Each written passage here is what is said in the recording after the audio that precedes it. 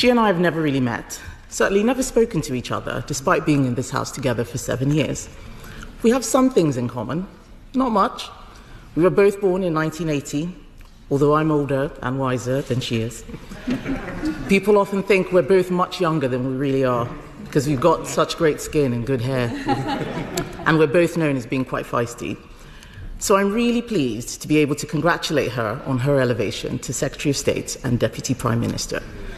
This is a phenomenal achievement.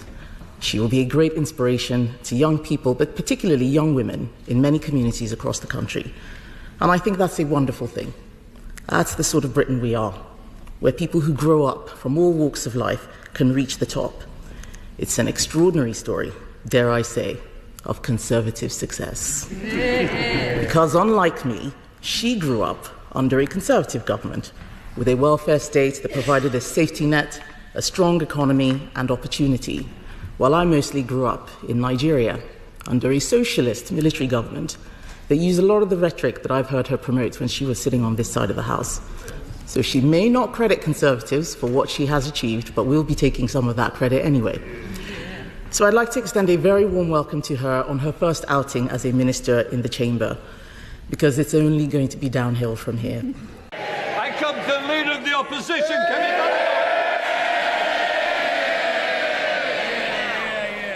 Mr. Speaker, can I thank the Prime Minister for his almost warm welcome? And can I also echo the comments that he has made? It is an immense privilege and the honour of my life to lead the Conservative Party. And I look forward to joining him at the Cenotaph this Remembrance Sunday. As leader of His Majesty's opposition, I will be taking a different approach to the last opposition by being a constructive opposition. And so I would like to start by congratulating President-elect Trump on his impressive victory this morning. The Prime Minister and the Foreign Secretary met him in September.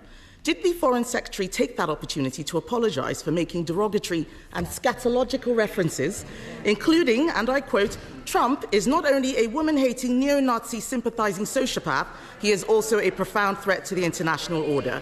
And if he did not apologise, will the Prime Minister do so now on his behalf?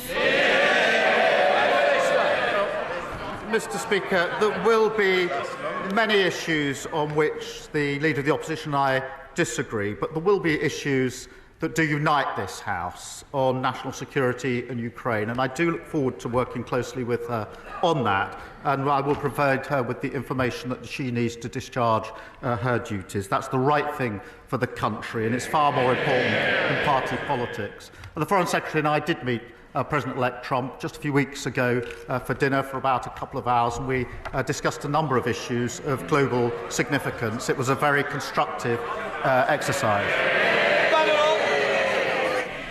Mr. Speaker, the Prime Minister did not distance himself from the remarks made by the Foreign Secretary, and I'm very sure that President Trump will soon be calling to thank him for sending all of those North London Labour activists to campaign for his opponent. Given that most of his cabinet signed a motion to ban President Trump from addressing Parliament, will the Prime Minister show that he and his government can be more than student politicians by asking the Speaker to extend? Can they show that they can be more than student politicians? Order. Mr. Perkins, I don't need to anymore. Your voice curries, it's like mine, too loud. Thank you, Mr. Speaker.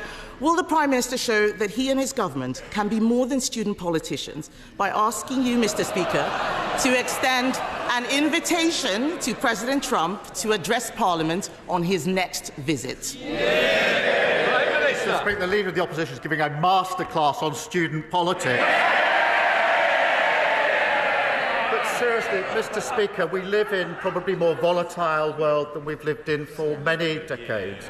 It is absolutely crucial that we have a strong relationship, that strong special relationship forged in difficult circumstances between the US and the UK. We will continue to work, as we have done in the 4 months in government, on issues of security, our economy and global conflict.